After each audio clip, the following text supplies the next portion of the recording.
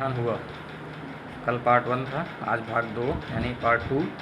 सालाना इम्तिहान हुआ। इम्तिहान मतलब परीक्षा, यानी एनुअल एग्ज़ाम हुआ। भाई साहब फेल हो गए, मैं पास हो गया और दर्जे में प्रथम आया, यानी डिवीज़न भी फर्स्ट आया। भाई साहब फेल भी हो गए और मैं दर्जे में फर्स्ट डिवीज़न आया। मेरे और उनके बीच केवल 2 साल का अंतर रह गया, यानी 2 ईयर्स का अंतर रह गया। किसमें? Education life. जी मैं आया, भाई साहब को आड़े हाथे लूँ। आपकी वह घोर तपस्या कहाँ गई? मुझे देखिए, मज़े से खेलता भी रहा और दर्जे में अव्वल भी आ गया, अव्वल में फर्स्ट डिवीज़न भी आ गया।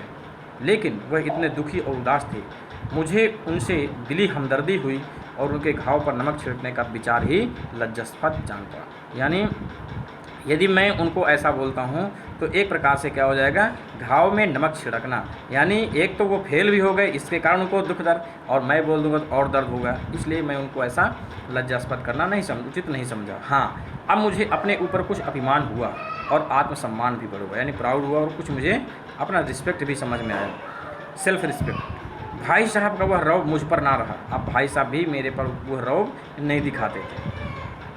आज़ादी से खेल कूद में शरीक होने लगा, शरीक मतलब पार्टिसिपेट करने लगा। दिल मजबूत था।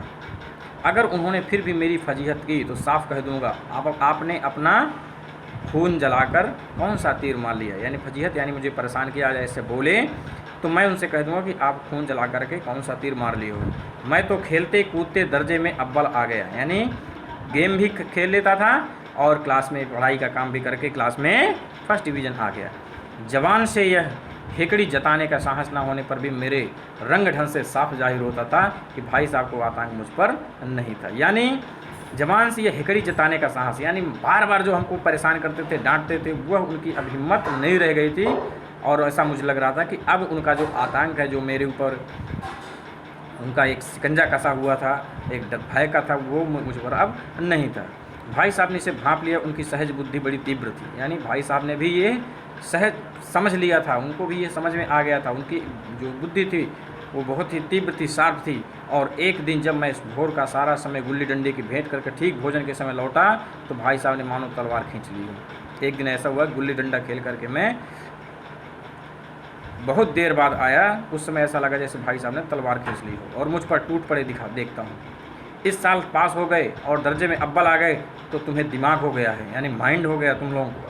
और मगर भाईजान घमंड तो बड़े बड़े का नहीं रहा, यानी प्राउड नहीं करो, घमंड नहीं करो। तुम अव्वल आ गए हो लेकिन फिर भी पढ़ाई करो। तुम्हारी क्या हस्ती है, इतिहास में रावण का हाल पढ़ा होगा, रावण के बारे में पढ़ा होगा।